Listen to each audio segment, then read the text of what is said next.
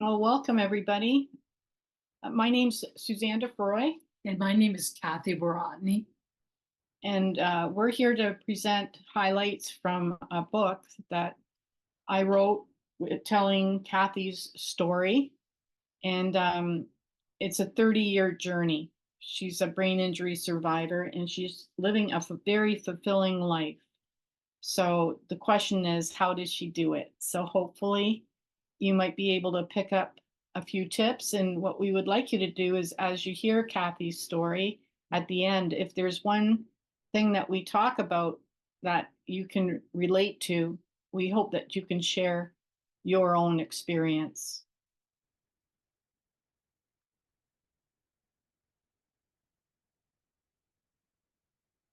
Are you ready? Yeah. This is my car crash that happened on February 24th, 1993. I was a teacher at a high school. I taught life skills, and I had 21 physically and mentally handicapped, not handicapped, challenged students. And I had 7 educational assistants that I supervised to help the students to go into 1 or 2 classes in the main body of the school during the day. As I was turning left off of an EC Row expressway onto a town road, a university student, was late for university for an exam, and he was in a Blazer. I was in an Escort. The Blazer was twice the size of my car, and he ran the light and hit my car on the passenger side. And when they took me out of the car, I was in a coma. My feet were outside the passenger door, and my head was in the glove compartment. And I spent 6 weeks in a coma. I was in the hospital, transferred to rehab, and I was in rehab to learn how to walk, talk, how to feed myself, how to dress myself, how to take care of my personal needs. I had to learn everything from day one. And I was not the nicest patient because I had closed head injury, and there was a lot of frontal lobe injury, which was personality change. And the F word was flying all over the place all the time. Um, and that was not like me because before, uh, previously, I was a sister of Holy Names, and I taught religion. So uh, I never walked around swearing like that. Kathy was actually resuscitated at the scene. So, and she went into a coma, and it took 6 weeks for her to be come out of it. It was pretty. Her family was devastated. So, what we wanted to talk about was, here we have Kathy now. What is the reality of living with brain injury? And it's considered now as a silent epidemic. Um, I'm just going to draw you some statistics to your attention, because in the first 5 years of a major study that was done by the US Center of Disease Control and Prevention, 22% of people actually die within the first 5 years. 30% become worse, and that means that they became drug or alcohol addicted, or they became homeless, they lost their relationships, they lost their jobs. 22% stayed the same, which basically meant that they were stuck. They were filled with despair, and they just basically hid in their homes. And only 26% improved. So when I met Kathy 5 years ago, I was interested in what it was about her that she was living a happy and fulfilled life. I wanted to mention to everybody that we had about 4 feet of data sources. Her dad had the foresight to collect every single piece of document, every single document related to her journey. And what was very, very helpful was Kathy received 6 years of weekly reports from her psychologist. So we talk about, I cited the different entries that her psychologist made, and you'll hear about her journey in the next couple of minutes. This is some helpful news for people. That their Brain Injury Canada has a position paper, and it's about brain injury being called chronic condition. And this bill C-277 has actually gone through 2 readings, and it's now been passed on to the health ministry as far as how to implement it. And it is going to be giving additional support for people who have brain injury. And just to mention, this is a global phenomena. One statistic is 69 million individuals. 69 million are estimated to suffer from TBI from all causes each year. And as you know, it could be from a stroke, it could be falling off a bike, motorcycle accidents, car accidents, and the list goes on and on. So as I was going through the data, over 30 years worth of data, I found a trajectory, and I am Kathy. We spend some time. We start off with before the crash, and then we move into the time that she was actually in coma, and then move into when she went through rehabilitation. And Kathy always referred to rehabilitation in her journal, which she would handwrite like a grade 1 student, and then eventually she was able to scribe. But she always referred to it as the prison, and she'll talk a little bit about that in a few minutes. And then she became an outpatient, and that had its own set of struggles, lack of privacy, not being independent. But then she entered into a stage with her help of her psychologist of rediscovering resilience. And so we'll be talking a little bit about that. And then she integrated herself into society, and she started to let go of wanting to be the old Kathy and becoming the new Kathy. And today, Kathy recognizes that she has sacred worth and that she does have a role to fulfill in society. So one thing that in my research, I was very interested in brain science and neuroplasticity. And we were just speaking to Wellington Waterloo, and one of the women there said that she read the book by Deutsch, dated 2007, and that gave her hope. And it's all about the brain being able to heal itself under certain conditions. So it's offering hope that new pathways can be created. Now, when I was talking to Kathy about the research, she said, "Oh, you're talking about changing the channel." So when she was spiraling in a negative perspective or negative behavior or attitude, thinking, etc., she had to stop, and she just used the word, "I'm changing the channel," so that she could respond in a healthy manner rather than react. But this goes on to this day that Kathy is aware of changing the channel.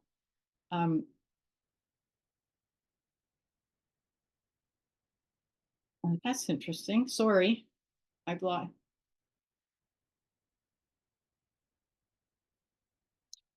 So resilience is bouncing back from trauma. So how do you help your brain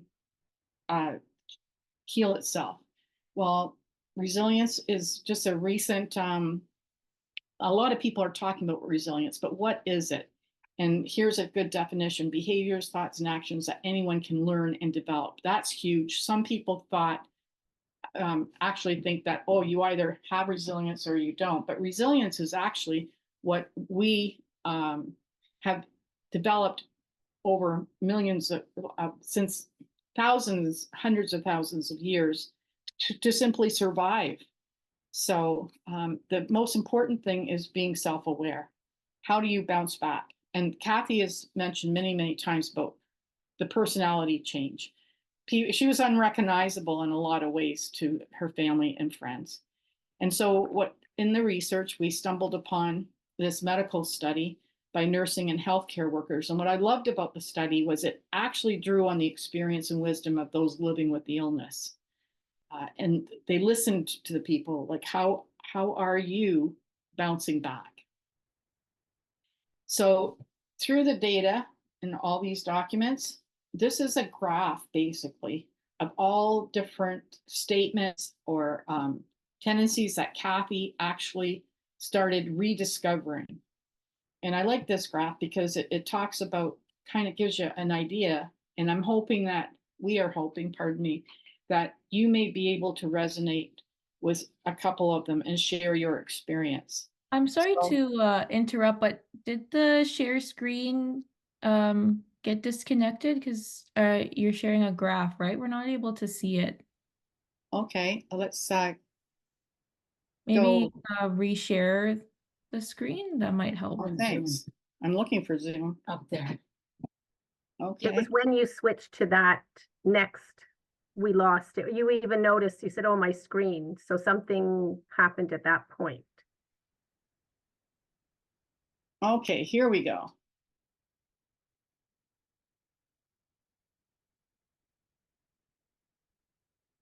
Thank you. Yes, we can see it now. Thank you. Is that better? Yes. Yes. Thank you. Okay, I'm just going to stick into this part here. So these are all the attributes that we're going to be talking about over the next couple of minutes. And if you could just, when you're here listening to Kathy, can you just say, yeah, I can relate to that. And hopefully we can have a little bit of a discussion about how this has impacted and helped you move along in your recovery. The next one that we want to talk about is Kathy did not do it alone. And we came up with the word circle of care. Different people call it network team, and we're hearing a lot of different words about the people who help you on your road to recovery, people on their road to recovery. But for Kathy, these are all the people that we received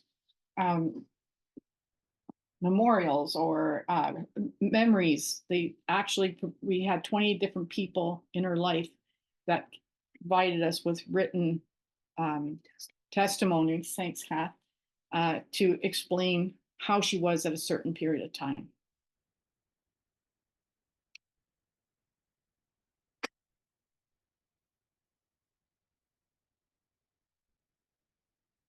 Okay, Kathy's going to start talking about her different resilient tendencies. The first thing I want to talk about is spirituality. And I'm not talking about God or religion here. I'm talking about an energy that helps us to move on. So my energy would be my religion. Your energy might be your higher power, your next door neighbor, your higher power, whatever you want to call it. But it's an energy of life that holds our physical, emotional, and mental well-being together. And healing begins from the flow of wisdom. And I really, really struggled to listen to what my parents have always believed, that something good will eventually come out of a traumatic situation.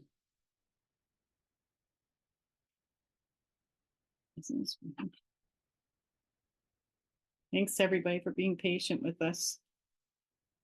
Acceptance is the first step in adjusting my negative attitude towards pain and suffering in my situation. I had to let go of who I thought the old Kathy was so I could have the energy to push on and create a new one. The old Kathy could do multiple things and never forget what I was doing. The new Kathy cannot do something and walk away from it and remember that, like cooking. I cannot leave the kitchen when I'm cooking. Otherwise, everything that I put on the stove will burn. And I did burn some pots and pans. I have set off my smoke alarm in my house, the fire alarm, and I've had to call my parents when I was in the middle of shopping to say, would you please go to my house and shut my oven off? So I'm learning. I had to, towards a I had to push forward and create a new, renewed sense of myself, just like my long-term family doctor noticed. And this is one of his quote from the book. I'm not going to read it to you. You can just read it.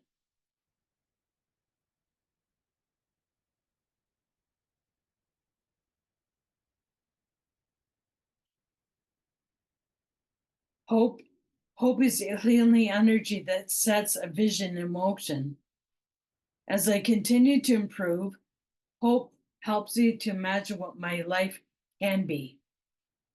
It's light shining in the darkness of my own fears. This picture was an art piece that we were doing at the brain injury art class once a month. And they wanted us to cut little pieces and prepare a mosaic. I had a hard time cutting little tiny pieces and pasting it. And when I was cutting things all backwards, and I got all frustrated, and I threw down the scissors, and the teacher came by and said to me, asked me what was the matter, and I told her.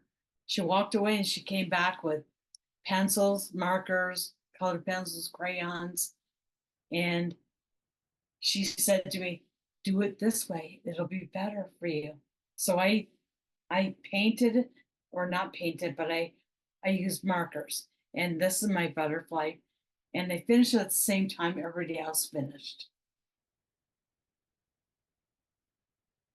Self-care is focusing on restoring all parts of my emotional, mental, and physical and spiritual well-being. This is an example of my journey with weight loss. The first picture was a little bit before my car crash. I was over 250 pounds. My wedding, I was probably about 200 pounds. And this was another activity where I spoke. And I think I was probably about 180. And then in the final picture, down to about 170. And so I'm still working on weight loss. I'm a lifetime member at Weight Watchers, and this picture here beside with my walking sticks is in the forest behind my house, and I try to walk in the forest when I can, when there's not too many bugs or water. But the tree I'm standing in front of, I call it my grandfather tree. It looks like a person. And people might think I'm crazy, but sometimes when I pass that tree, I reach out and I touch it, or I try to hug it. I've apologized to it for people defacing it. And I thank the tree all the time for the beauty of the earth. Unlock self-compassion. It's extending empathy to myself when I'm feeling inadequate or feeling sorry for myself. I try to work on my tendency to ruminate, and I struggle with the thought, if only I had a normal brain. I'm sometimes my own worst enemy because I'm hard on myself. And every day I need help with this. This is a picture of a lock on a fence. And when I was in New York City, there was a fence that had all kinds of locks on it.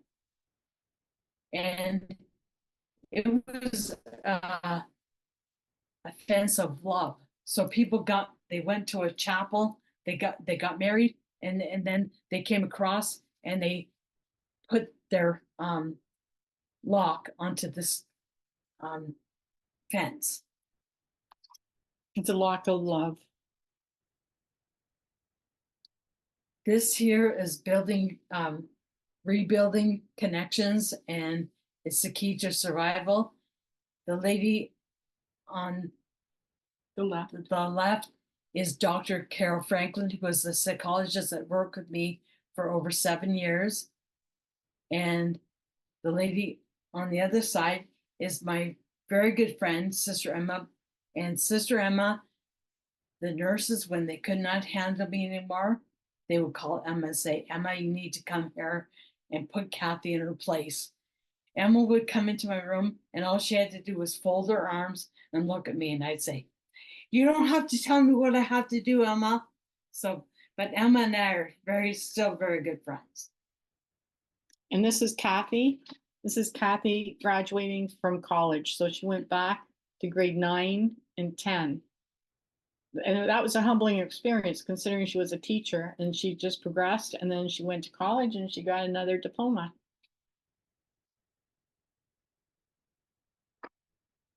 Forgiveness. Forgiveness is one of my biggest challenges because there was intense anger that filled my mind after my car crash. I knew that my parents had that they got a lawyer and that they had applied for civil lawsuit, and I knew that I was going to get some money, and I was thinking in my head, how can I harm that guy, use some of my money to harm him? I wanted to kill him, and that wasn't me. I was obsessed with that thoughts many times, and it made me angry, and it made me I couldn't get along with people because I had that in my head all the time. With the help of my psychologists and friends and family, I became more willing to forgive and move on, but it took me a long time. I had a priest that I was seeing who said to me, "Kathy, you know, that guy didn't wake up in the morning and say, I'm going to destroy Kathy's life today." So that helped me with that. I really spent a lot of time thinking about that. And with the help of my psychologist, I was able to move on and forgive. I wanted to pop in here because when I first started working with Kathy, that was 5 years ago, she did not see herself being able to forgive. But as we went through all these resilient tendencies, slowly but surely towards the end, just before we got it published, she says that I'm at that place now. It was very difficult. And this is gave me a purpose. I found a new group of friends who truly understand what it means to live with the daily challenges of brain injury. And this is a picture of some of my friends at the brain injury golf tournament. We'd been working all day on the different holes. And we had this picture taken, and I'm still friends with many of these people today.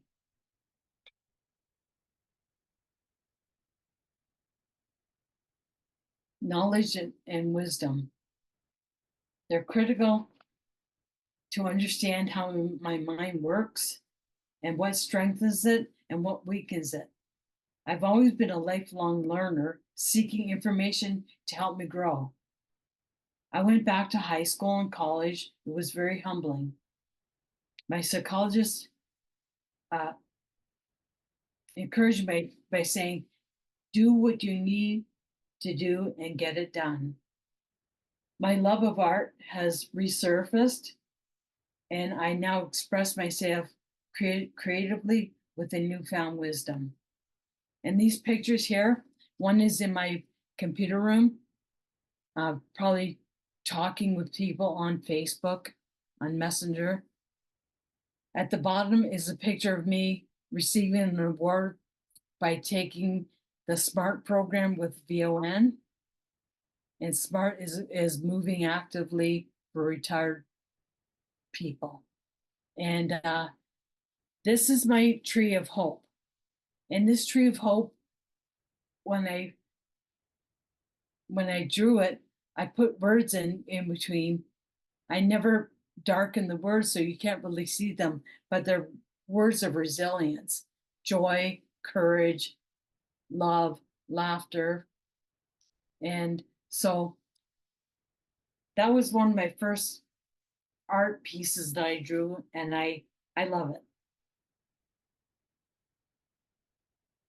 This is my brain injury mask that I drew created a couple of years ago. the side with the sunshine is my life before, because my life before was happy, it was warm, was bright, it had lots going. I had lots going for me. The other side is a ladybug, and if you'll notice, the antennas are upside down. It took me a long time to realize it was upside down. I thought it was just normal like that. I chose the ladybug because the ladybug always looks for a place to survive in around November when it starts getting cold. They look for a warm place to hide. And if they find the right place, they will emerge in the summer. And if they do not find the right place, they will not survive. And I feel like my life since my car crash, I'm always looking for ways to survive. I feel like I'm in rehab all the time. Optimism is having a positive perspective about future possibilities.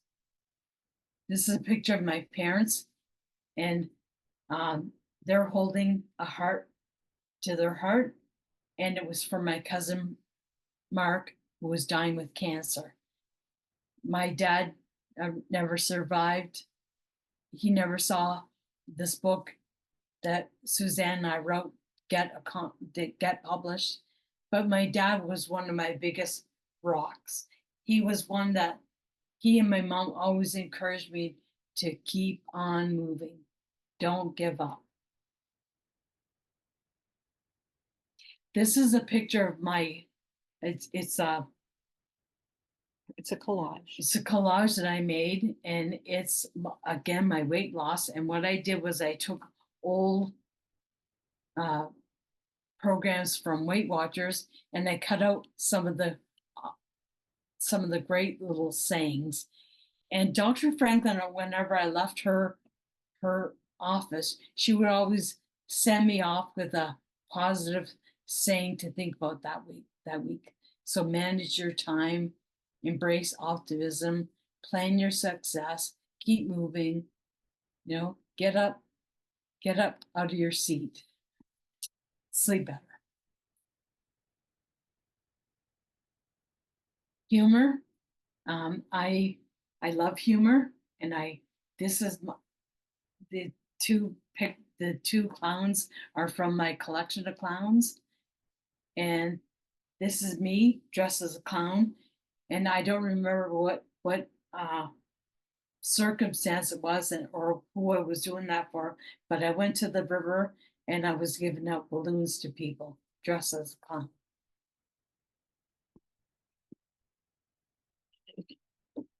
Kathy often said that if she didn't have humor, she'd be spending her entire day just curled up and crying. So she tries to find the funny side or the other side of things. So we've had a lot of fun laughing at ourselves. Mindfulness is being present to whatever's happening at the time. Sitting quietly under a tree in my backyard, going for a walk in the woods to become more peaceful and calm. There are hundreds of unique ways to get unstuck when you're in despair, and to turn inward and be mindful without the dangerous consequences of turning to drugs or alcohol. It takes practice to quiet the mind, but it's worth the effort. And some of these pictures are one picture of me walking in the woods behind my house. I love doing that. Another picture of me creating cards, and I do that for Velocity Injury Law Firm, who sends cards to their clients, and they send me the stock and I decorate them. So sometimes when I'm feeling overwhelmed and I'm feeling like I can't take this anymore, I go downstairs and spend a couple hours downstairs creating cards. It makes me feel better.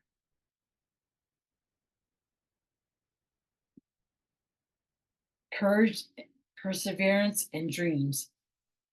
The top picture I have relatives who live in Nova Scotia, and we were at Peggy's Cove, and I was walking with the cane there, and my cousin wanted to go to the edge of the rocks to look at the ocean. I was very afraid to do that. So she took me by the arm and we went to the edge of, and we looked at the ocean. I was so proud of myself that I did that, that I trusted her to help me and I didn't fall. In the bottom picture over here, it was 1 hour, 3 minutes, 9 seconds that I crossed the finish line after a fundraiser for the brain injury 5-kilometer walk. I was the last person to walk, and I could see the OPPs putting the pylons away, and I yelled, "I'm not done yet." So they waited for me and they walked me across the street and they walked me to the finish line. So I crossed the finish line and I was so happy I did that. But I wore brand new running shoes that day and I had blisters galore on my feet. I should never have worn brand new shoes, but I did it, and it was courage and perseverance. The other picture, I was being interviewed for the brain injury of Windsor-Essex County website. And I was talking about the programs that I was involved with brain injury. And that was really hard because I did not have a cue card. And sometimes the interviewer would ask me something and I had to kind of close my eyes and think about what that person was saying or how was I going to answer it.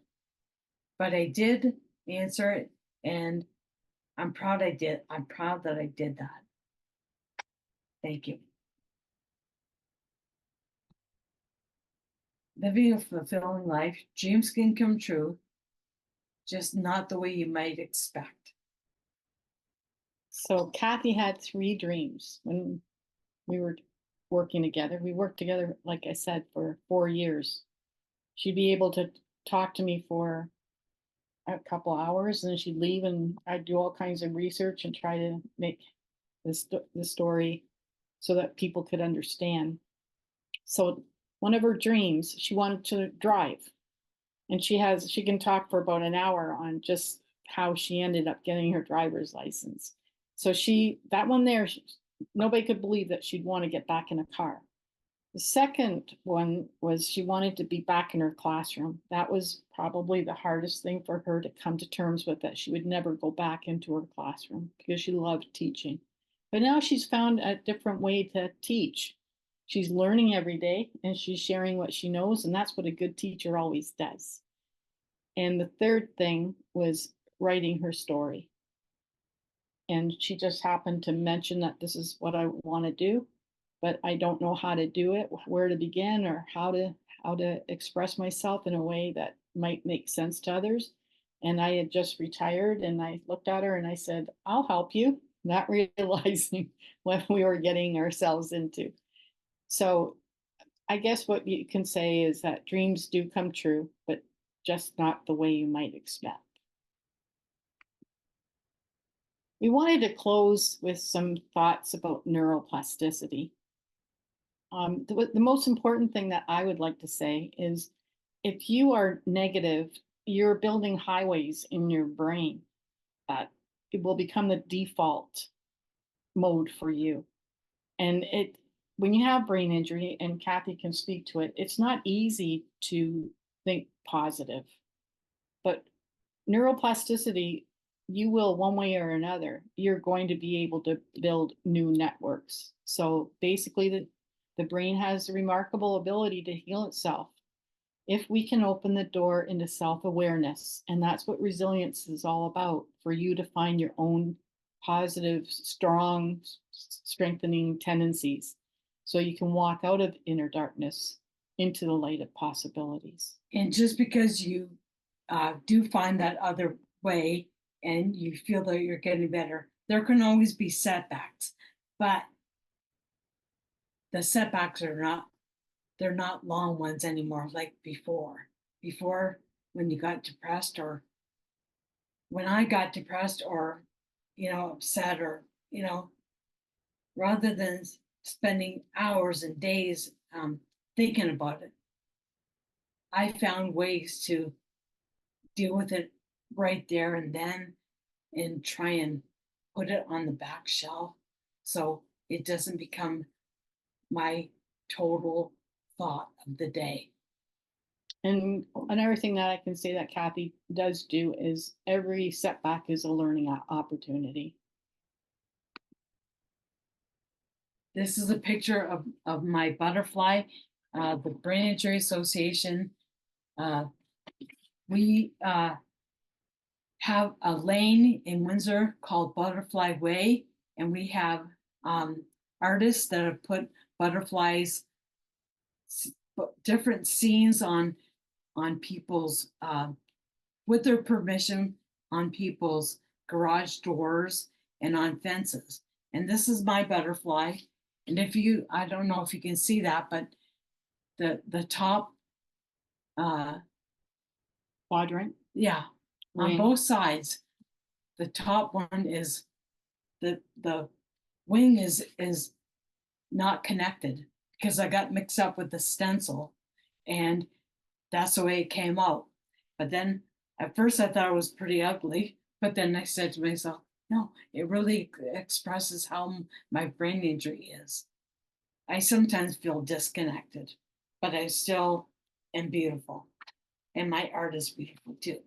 And this is a monument that the Brain Injury of Windsor, Essex County has at the Riverfront Sculpture Garden. It's two hands that are releasing butterflies, and my name is on that monument as being grateful. And this is my husband, Rob. And Kathy met her husband after her crash, and they were married 9 years later. And she is now a grandmother. And I'm going to be married 20 years this summer, July 17th. So we want to say thank you. Thank you for being here with us and sharing our journey, and especially Kathy's journey.